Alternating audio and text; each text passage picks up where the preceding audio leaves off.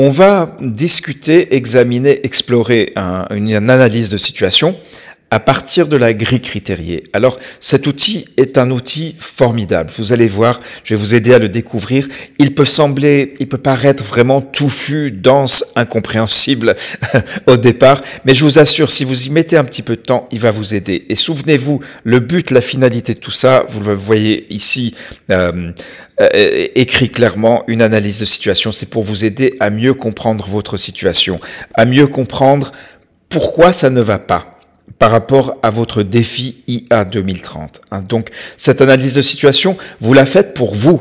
Vous la faites pour vous aider après, parce que l'étape suivante, c'est planifier des actions. Vous avez ici un résumé de l'analyse de situation, vous pouvez lire, mais gardez en tête ces 4 critères. Assurez-vous que tout est spécifique. On n'a pas besoin de généralité. Ne faites pas de copier-coller. Cela ne vous servira à rien. C'est quelque chose que vous savez déjà. Utilisez vos propres mots. Ensuite, concentrez-vous sur une seule question. On va travailler ensemble comment définir cette question, mais vous devez être guidé par vos sources de données. Donc, de préférence, plusieurs sources. Et bien sûr, tout ce que vous faites doit être pertinent au sens où il doit vous aider à définir l'action. Alors, vous allez peut-être vous retrouver dans une situation où vous n'avez pas beaucoup de données. Il y a plus de choses que vous ne savez pas que ce que vous savez. Eh bien, je vous rassure, c'est le cas dans la plupart des décisions qui doivent être prises dans le domaine de la vaccination. On rêve de connaître le dénominateur, de connaître la taille de la population. Très souvent, on sait qu'il n'est pas fiable. On rêve d'avoir des données précises, fiables au niveau administratif et elles ne le sont pas. Donc, il faut faire avec et il faut réfléchir, utiliser votre intelligence, votre connaissance du terrain et votre expérience. C'est une source de données précieuses et surtout, apprenez à poser et reposer la question du pourquoi. Ne vous arrêtez pas à la première chose que vous identifiez. Donc, on va regarder. Il y a d'abord un bref résumé. Ce bref résumé s'adresse à votre chef, à votre supérieur hiérarchique, et c'est la chose à faire en dernier. Donc vous verrez, là, les critères d'appréciation sont simples. Un 0 s'il n'y a pas de résumé, et un 4 si le résumé est excellent. On reviendra donc à ce résumé après. Maintenant, ma situation. Je regarde ici, donc un 0 s'il n'y a aucun défi ou question identifiée, et un 4 si une question et un défi important sont identifiés, soutenus par une explication convaincante de la situation locale. Donc présentez brièvement votre lieu de travail, votre rôle, fonction, titre, décrivez le défi le plus important, transformez ce défi en question et expliquez votre situation locale. Donc on va voir maintenant comment et si l'auteur dont on examine le projet a fait tout ça. Et cela doit vous aider à réfléchir à votre propre analyse de situation. Donc d'abord, il y a certaines de ces questions concernant la situation qui sont à inscrire dans le tableau.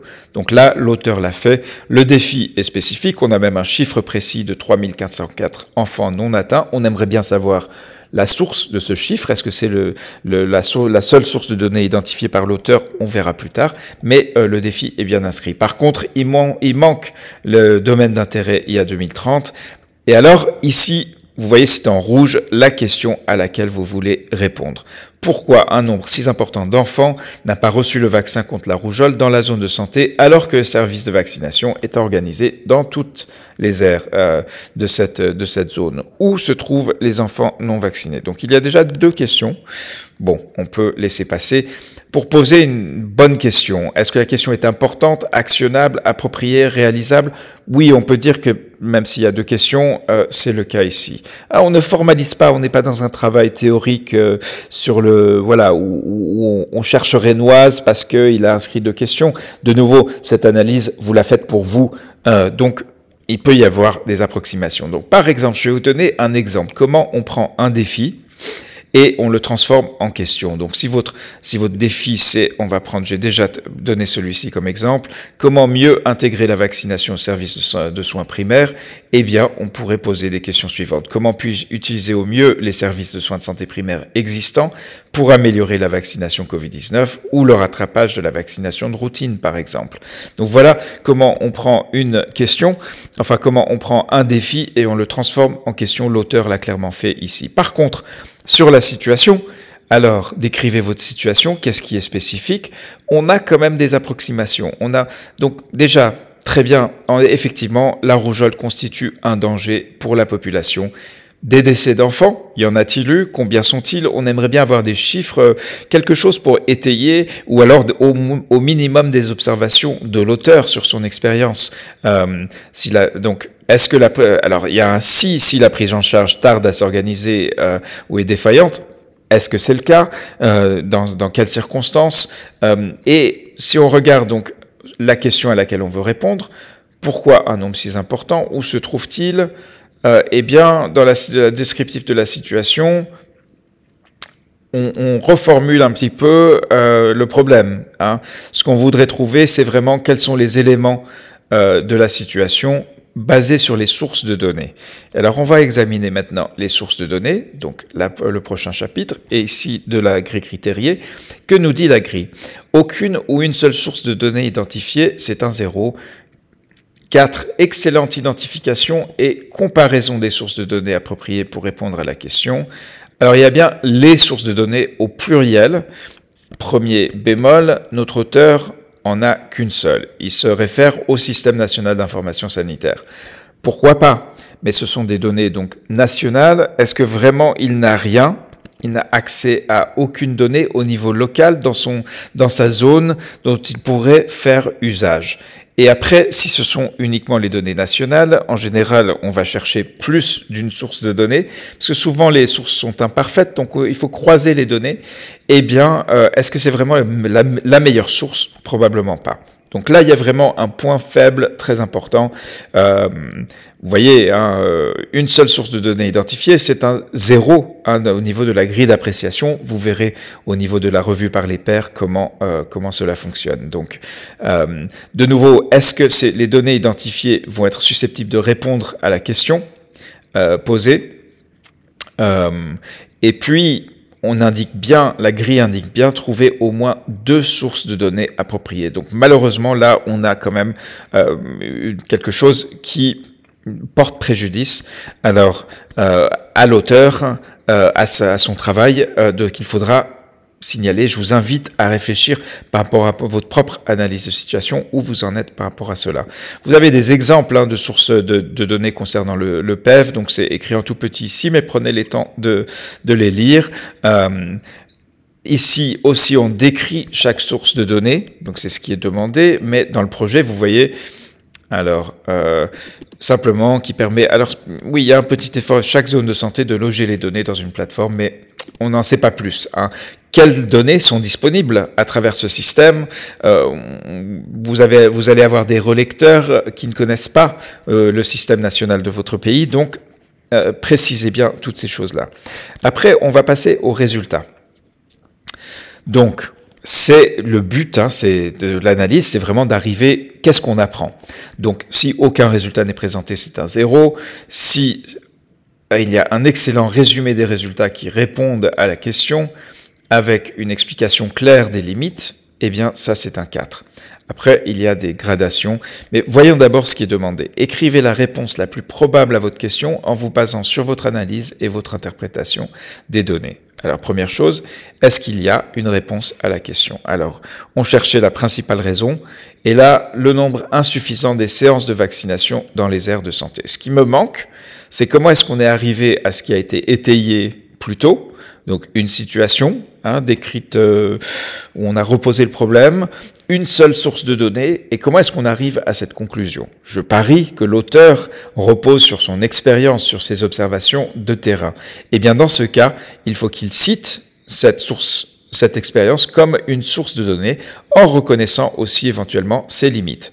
Et ensuite, il met la faible recherche active des enfants non vaccinés dans la communauté par les prestataires et les relais communautaires. Donc il y a 2 problèmes que je vois. On ne sait pas comment il est arrivé à ces conclusions. Les sources de données, en tout cas, voilà, est-ce que peut-être, il y a tout ça dans le DHIS2, mais peut-être pas. Et puis, on peut s'interroger donc sur les causes, parce que on veut creuser et faire donc développer une réponse crédible. Et poser la question, c'est ici donc pour identifier les limites et les préjugés. Et puis, on veut arriver à la racine. Donc, ce que cela veut dire, c'est que il y a un nombre insuffisant des séances de vaccination dans les aires de santé. Eh bien, je repose la question, pourquoi? Et je vais poser cette question au moins 5 fois. Pourquoi? Est-ce que c'est qu'il n'y a pas assez de personnel? Est-ce que c'est que il n'y a pas assez de moyens? Est-ce que c'est que personne ne vient, donc on ne va pas faire des séances pour rien? Et selon la réponse au pourquoi, au premier pourquoi, eh bien, on pose la question suivante. Pourquoi est-ce qu'il n'y a pas assez de personnel? Donc, est-ce qu'il y a une dotation budgétaire insuffisante? Pourquoi est-ce qu'il y a une dotation budgétaire insuffisante? Et du coup, si on veut donc s'attaquer à ce problème lié à la rougeole, et en fait c'est une dotation budgétaire insuffisante, vous voyez, ce sont des actions complètement différentes de si c'est la population qui a peur de venir et donc on a arrêté de faire trop de séances de vaccination parce que personne ne venait. Dans le premier cas de figure, eh bien c'est une action qui vise à résoudre ce problème budgétaire. Dans l'autre cas de figure, c'est une action qui vise à réengager la communauté, à engager le dialogue avec les leaders communautaires et ainsi de suite. Vous voyez, on ne peut pas s'arrêter au nombre insuffisant de séances de vaccination à ce simple constat. L'analyse de situation doit tenter d'identifier, d'arriver jusqu'à la racine des causes. C'est vraiment capital. Ici, donc, je ne vois pas non plus les preuves qui manquent ou les preuves supplémentaires dans ce projet, donc on a les principaux résultats. Et puis, les prochaines étapes, il y a des prochaines étapes intéressantes, mais comme on n'est pas sûr d'avoir bien identifié les causes à la racine de la situation, qui sont donc les causes profondes, comme on dit, de la situation, eh bien, on n'est pas sûr si ces étapes sont réellement susceptibles d'agir, d'être efficaces par rapport à ça. On va voir ce que nous dit la rubrique par rapport à ces prochaines étapes. Donc, 0, c'est un pas de prochaines étapes, et 4, elles sont excellentes. Que veut dire l'excellence? Eh bien, pour cela, il faut lire donc la grille critériée, ce critère. Les étapes doivent être spécifiques et réalisables. Il faut imaginer des actions innovantes. Alors, je vais revenir sur ce point-là, mais ici, alors, il faut tenir compte de tout cela. Alors, il faut prioriser. Là, c'est une erreur dans la grille critériée qu'on va corriger. Il faut être précis. Il faut relier les actions aux résultats. Il faut s'adapter à la pandémie, donc du Covid-19. Il faut adapter vos actions au plan à votre niveau. Donc, vous avez déjà un plan ou un micro-plan pour votre district, pour votre centre de santé.